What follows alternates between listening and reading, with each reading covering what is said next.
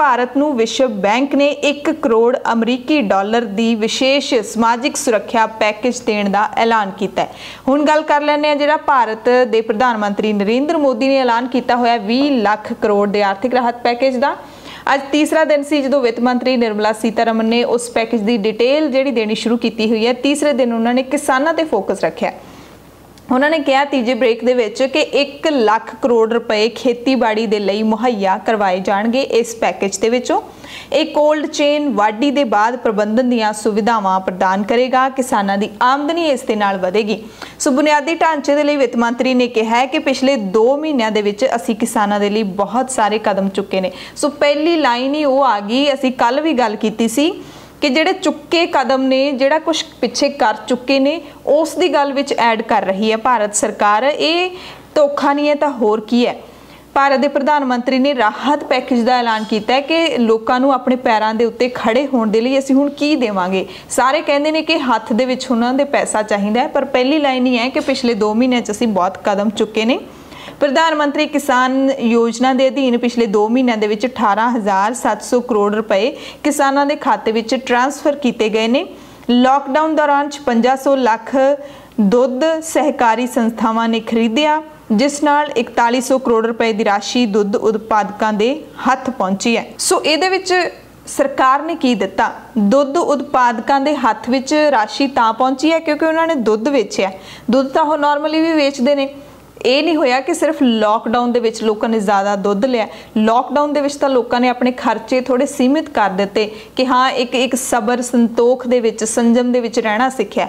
तो सरकार अपने नाम लै रही है। ये जिहड़ी 4100 करोड़ रुपए की राशि दुध उत्पादकों ने जिहड़ी हैगी है अर्न कीती है, कमाई है। फूड प्रोसैसिंग दे विच वित्त मंत्री कहते हैं कि माइक्रो फूड एंटरप्राइजेस दे लई 10,000 करोड़ के फंड की योजना है। एक क्लस्टर आधारित होगा। इस दे नाल 2 लाख फूड प्रोसैसिंग यूनिटां नूं लाभ होगा, लोगों को रोजगार मिलेगा, आमदनी के साधन भी वधणगे। ये जरूर देखना अहम रहेगा। मच्छी पालन उद्योग दे विच मत्स्य संपदा योजना का ऐलान बजट के दौरान किया गया सी, जो बजट पेश किया गया सी भारत का, तो इसनूं हुण असीं लागू कर रहे हैं। इस नाल 50 लाख लोगों को रोजगार मिलेगा, भारत का निर्यात वधेगा। मच्छी पालन वधाउण लई मछेरियां नूं किश्तियां ते किश्ती बीमे की सहूलत दी जाएगी। 11,000 करोड़ रुपए ते 9,000 करोड़ रुपए समुद्री ते अंदरूनी मच्छी फड़न दे लई बुनियादी ढांचे दे लई दिते जाणगे। हुण गल आ गई पशु पालन विभाग की। केंद्रीय वित्त राज्य मंत्री अनुराग ठाकुर ने कहा कि खुरां ते मूँह पक्के जानवरों के वैक्सीन नहीं हो पा रहे, इस नाल किसानां दा नुकसान हो रहा है। सारियां मज्जां भेडां ते बकरियां का टीकाकरण सरकार करवाएगी। टीकाकरण के लिए 13,343 करोड़ रुपए खर्च किए जाएंगे। इस दे नाल 53 लाख पशु ने जिहड़े ओह बीमारी तो मुक्त होणगे, यानी कि इन्ने पशु हुण बीमार ने भारत दे विच। उन्होंने भी कहा है कि जनवरी तो हुण तक 15 मिलियन गावां अते मज्जां दा टीकाकरण हो चुक्या है। सो तुसीं खुद दस सकते हो, जरूर मैसेज करके दस्सिओ कि तुहाडे जिहड़े पिंडां दे विच तुसीं रहने हो, जिहड़े मज्जां गावां पालदे हो, कि तुहाडीआं मज्जां गावां दा टीकाकरण सरकार दे वल्लों करवाया गया। उस तो बाद हरबल फार्मिंग की गल आ गई। जड़ी बूटियां की खेती लई 4,000 करोड़ रुपए मंजूर किए गए ने। अगले 2 सालों के विच 10 लाख हैक्टेयर रकबे दे विच हरबल की खेती की जाएगी। हरबल फार्मिंग तो किसानों नूं 5,000 करोड़ रुपए की आमदन होएगी। ਤੇ ਜਿਹੜੀਆਂ ਜੜੀ ਬੂਟੀਆਂ ਨੇ कोविड-19 ਦੇ ਦੌਰਾਨ ਸਾਡੇ ਕੰਮ ਆਉਣਗੀਆਂ।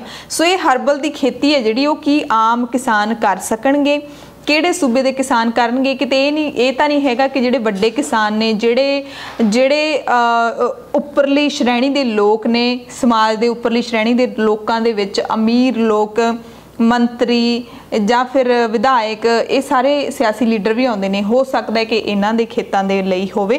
मधुमक्खी पालन वाले 2 लाख पालकों लिए 500 करोड़ की योजना है। उन्हों की आमदनी वधेगी, लोगों को चंगा शहद मिलेगा। ऑपरेशन ग्रीन अधीन TOP यानी टमाटर, आलू, प्याज नूं स्कीम दे विच रखा गया। टॉप स्कीम ਲਈ 500 करोड़ रुपए का प्रबंध किया गया है। आवाजाही दे विच 50% सबसिडी दी जाएगी किसानों नूं ते भंडार करन दे लई भी 50% सबसिडी दी जाएगी। सो ये अज वित्त मंत्री ने ऐलान किए ने।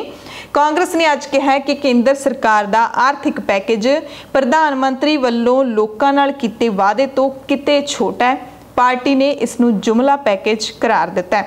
उधर वर्ल्ड बैंक की गल कर लीए तो वर्ल्ड बैंक के एक अधिकारी ने कहा है कि प्रधानमंत्री मोदी का जिहड़ा आत्मनिर्भर मिशन है वो बहुत चंगा है। हुण गल कर लैंदे पंजाब के अर्थशास्त्रियों की। उन्होंने कहा कि उद्योगों के लिए ये जिहड़ा पैकेज है प्रधानमंत्री का वो जमीनी हकीकतां तो काफ़ी दूर है। देखो असी जिद्दां कोई भी इकनॉमिक डेवलपमेंट दे विच कुछ भी भारत सरकार या किसी भी मुल्क की सरकार कुछ जारी करती है तो आम लोग ने जिहड़े असी हाँ वो नहीं समझ सकते, पर जिहड़े इकोनॉमिस्ट हुंदे ने, जिहड़े अर्थशास्त्री हुंदे ने, वो सारा जिहड़ा है हिसाब किताब ला के उसका जदों निचोड़ कढ़दे ने फिर सानू पता लगता है कि आखिरकार ये होया कि सचमुच जिहड़ा ऐलान किया गया वो साडा भला करूगा। सो पंजाब के अर्थशास्त्री कहते ने कि प्रधानमंत्री नरेंद्र मोदी वालों ऐलानिया 20 लाख करोड़ रुपए का पैकेज है जमीनी हकीकत के नाल मेल नहीं खाता। इस विचों किरतियां खास तौर पर प्रवासी किरतियां के दुखों को दूर करने लई कोई ठोस उपराला नहीं दिखिया। लघु छोटे ते दरमियाने उद्योगों लिए ऐलानिया पैकेज भी महज बैंकों तो कर्जे लैण तक के सीमित उद्देश नूं पूरा करता है कि उद्योग ने जिहड़े छोटे वो बैंकों तो कर्जे लै सकते हैं, पर कर्जे लै सकते हैं जिहड़े उन्होंने मोड़ने पैणगे। सरकार इहदे विच की दे रही है? लोगों दी जेबां दे विच पैसा ना होण करके मंग घटण बारे कोई जिक्र नहीं किया गया।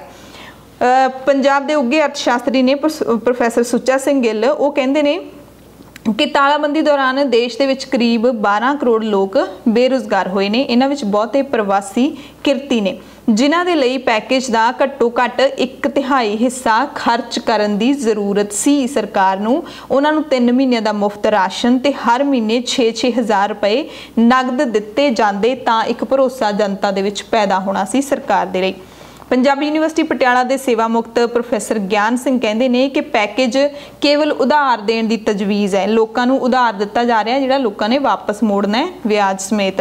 अजिही मंदहाली विच किन्ने को उद्योग मालक ने जिहड़े कर्जे लैणगे। बिल्कुल इन्हां दा सही पॉइंट है कि लघु उद्योगां नूं, दरमियाने उद्योगां नूं कर्जे लैण दी जिहड़ी फैसिलिटी है वो दित्ती गई है, पर किन्ने कंपनियां ने, छोटियां कंपनियां जिहड़ियां कर्जे लैण दे समर्थ ने, ये अपने आप दे विच एक वड्डा सवाल है। पैकेज विच बहुत कुछ पुराना ही गिणा दिता गया जिहदी आपां कल भी गल कीती सी कि पुराणियां चीज़ां नूं ये ऐड करी जांदे ने। प्रोफैसर ज्ञान सिंह कहते हैं कि लोगों की जेब दे विच पैसा पाउणा निहायत जरूरी है। उन्हां दी जेब च पैसा होएगा फिर वो बाजार च कुछ खरीदण जाणगे, वस्तुआं की मंग वधेगी तो अपने आप इकोनॉमी का सर्कल है जिहड़ा वो चल पेगा तो अर्थचारा मुड़ गति फड़ेगा। सो ये सारी जिहड़ी है पैकेज की आपां गल कीती सी। हुण अगे वधदे हां।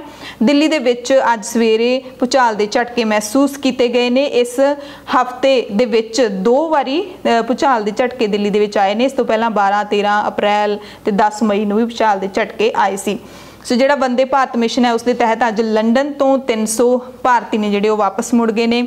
एक होर खबर है सुप्रीम कोर्ट तो। सुप्रीम कोर्ट के 5 बेंच ने जिहड़े जजां दे ओह ऑनलाइन पटीशनां ते सुनवाई करनगे 18 मई तो 19 जून तक, पर उन्होंने विच सिर्फ तो सिर्फ जिहड़े ताज़ा मामले होणगे ते जरूरी केस होणगे ते जिहड़े पेंडिंग होणगे जरूरी होणगे उन्हां दी ही सुनवाई वीडियो कॉन्फ्रेंसिंग दे राहीं कीती जाएगी। असम ने केंद्र नूं चिट्ठी लिख के कहा है कि 17 मई तो बाद 2 हफ्तिਆਂ ਦੇ ਲਈ लॉकडाउन नूं होर वधा दिता जाए। सुप्रीम कोर्ट ने एक पटीशन के उत्ते सुनवाई करन तो इनकार कर दिता है। जिहड़ी पटीशन कहती सी कि शराब दीयां दुकानां नूं बंद किया जाए क्योंकि उत्थे सोशल डिस्टेंसिंग का ध्यान नहीं रखा जाता, पर सुप्रीम कोर्ट ने कहा असीं इह ते सुनवाई नहीं करांगे।